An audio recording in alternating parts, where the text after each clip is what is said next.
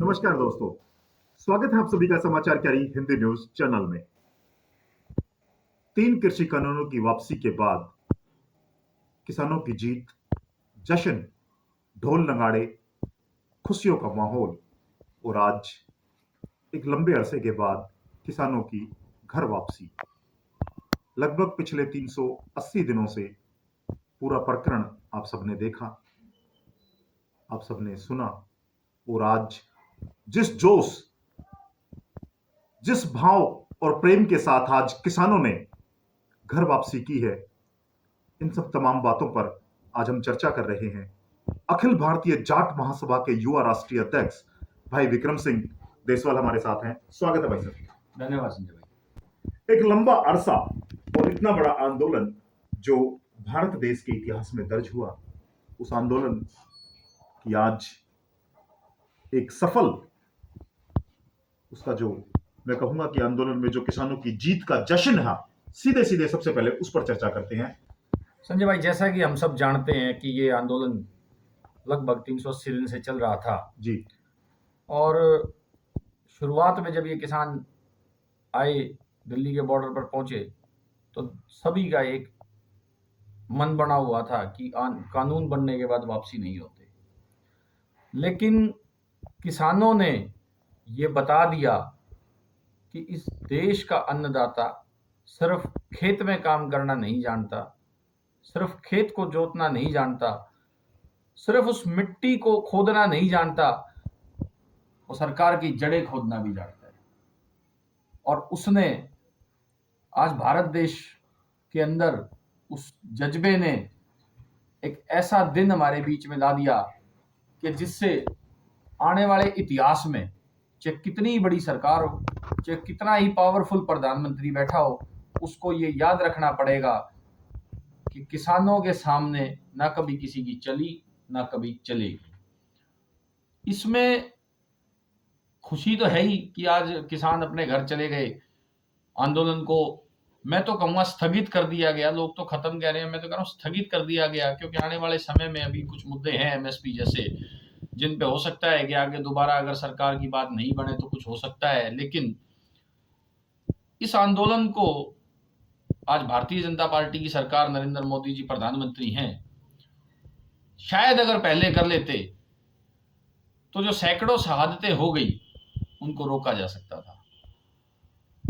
ये लड़ाई मैं अपनी नजरों से देखूं तो भारत की आजादी की लड़ाई की तरह लगती है कि वहां भी लोगों ने शहादतें दे के उस लड़ाई को जीतने का काम किया था, भारत देश को आजाद कराने का काम किया था।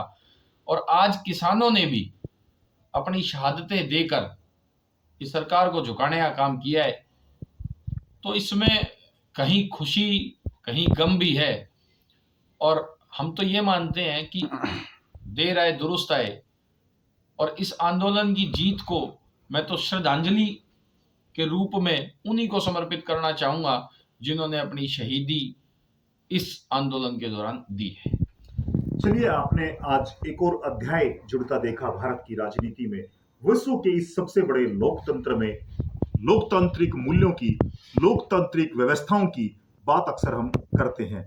जिस तरह से 1 साल से भी ज्यादा समय से चले किसान आंदोलन में किसानों की बात को सुना गया, किसानों की मांगों को माना गया, ये भारत के लोकतंत्र के लिए महत्वपूर्ण है। कई सवाल इस आंदोलन ने खड़े किए हैं, कई बातें इस आंदोलन से जुड़ी रही हैं, कई चीजें हैं जो हमारी भावी पीढ़ी को इस आंदोलन से सीखने की, प्रेरणा लेने की जरूरत है। ऐसा ही एक सवाल मेरे दिमाग में है। मैं सीधे भाई विक्रम सिंह देसवाल से जानना चाहूंगा, इस आंदोलन में शहादतें हुई हैं, बहुत कुछ खोया है, कईयों ने अपना सब कुछ भी खो दिया है। जिस परिवार से व्यक्ति चला जाता है, समझो कि उसने सब कुछ खो ही दिया है। कुछ लोगों को इस आंदोलन से नुकसान भी हुआ है और एक लंबे संघर्ष के बाद, जैसा कि आपने स्वयं कहा है कि जमीन से जुड़ करके जब व्यक्ति इस विशालकाय लोकतांत्रिक व्यवस्था में अपने अनुशासन से या अपने मूल्यों की, अपने अनुभवों के साथ जिस तरह से किसान जुटा रहा है और सरकार को ये फैसले वापस लेने पड़े हैं। प्रधानमंत्री जी के लिए एक सवाल है कि नोटबंदी जितना बड़ा फैसला आपने टीवी स्क्रीन पे आके ले दिया था, और उस नोटबंदी से जितना हमारे पास जो पैसा भारत सरकार के पास था उसका 95% पैसा जब वापस बैंकों के थ्रू रिजर्व बैंक तक पहुंच गया, तो वो नोटबंदी का फैसला भी कोई कामयाब फैसला नहीं था। इसी तरीके से ये किसानों वाला फैसला इन्होंने जब पिछले कोरोना के दौरान लॉकडाउन लगा हुआ था, इन्होंने बिल भी पेश किए और ध्वनि मत से उनको पारित भी करा दिया। वो लागू भी नहीं हुए थे, किसान आ गए, लेकिन इनको ये कहना ठीक नहीं होगा कि लागू नहीं हुए थे, इन्होंने तो पारित कर दिए थे। सिर्फ वो जब तक रोड पे आते, जब तक वो चीजें लोगों पे लागू होती, तब तक किसानों ने फैसला ले लिया कि हमें ये बिल नहीं चाहिए। आज प्रधानमंत्री टीवी स्क्रीन पे आते हैं कुछ समय पहले और कह देते हैं भाई मैं देश से माफी मांगता हूं। अगर प्रधानमंत्री जी, आपसे सीधा सवाल है ये, जो लगभग 750 शहादतें हुई है ना, अगर उनके घर जाके उनसे माफी मांग लोगे तब भी ये पाप नहीं कटेगा। क्योंकि आप वाली बात है कि जिस घर से एक इंसान चला जाता है ना, उसको आप कुछ भी दे के, हाथ जोड़ के, पैर पकड़ के, माफी मांग के उस इंसान को वापस नहीं ला सकते।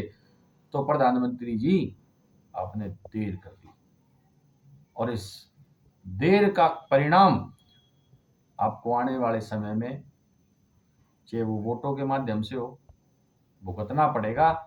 ये पक्की बात है। भारतीय जनता पार्टी के बार बार दावे, 2022 में किसानों की आय दोगुनी कर दी जाएगी, किसान को उन्नत कर दिया जाएगा, किसान का सतर सुधर जाएगा, एमएसपी लागू कर दी जाएगी, तमाम ऐसे सवाल हैं जिनका जवाब आना अभी बाकी है। और इस बारे में आप क्या समझते हैं विक्रम भाई?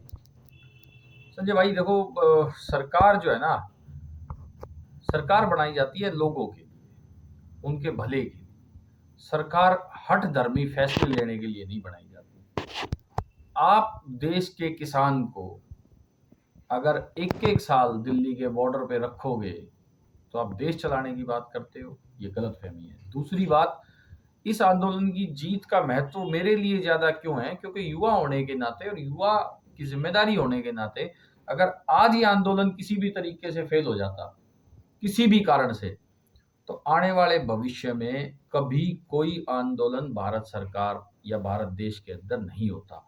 तो ये बहुत बड़ी जीत है कि लोगों को ये पता लगा, इसी का नाम तो लोकतंत्र है कि आप अपनी बात सरकार से ऊपर होकर भी मनवा सकते हो। तो ये बहुत बड़ी जीत है और भारत देश के भविष्य के लिए ये बहुत अच्छा एक फैसला रहा कि कानून वापस हुए और लोगों को लड़ाई लड़ने के लिए आज ये सोचना नहीं पड़ेगा कि आने वाले भविष्य में कभी भी कि कोई अगर गलत फैसला सरकार ले लेती है तो हम इस फैसले का विरोध नहीं कर सकते। लोगों की पॉजिटिव सोच हो जाएगी और लोग ये मानेंगे कि उस समय पे ऐसा हुआ था तो आने वाले भविष्य में भी हम ऐसा कर सकते हैं। तो ये जीत है, ये जज्बा है जो आगे आने वाले समय में इस लोकतंत्र को जिंदा रखेगा। बाकी जो लोग, जो शहादतें हुई हैं, सिर्फ मुआवजे तक उनकी बात मतलब मान ली जाए, ये मैं कहीं उचित नहीं समझता। जिनके घर में, देखो हम सबको नौकरी देने की बात तो नहीं करते भाई, जो सरकार का अपना फैसला है, लेकिन जिनके घर में कमाने वालों की कमी है, कम से कम उनके घर में तो नौकरी देने का काम सरकार कर सकती है। सबसे बड़ी मांग शहीद स्मारक बनना चाहिए, किसानों का शहीद स्मारक बनना चाहिए और उसके लिए सरकार कोई ना कोई कदम उठाए तो वो ज्यादा बेहतर होगा।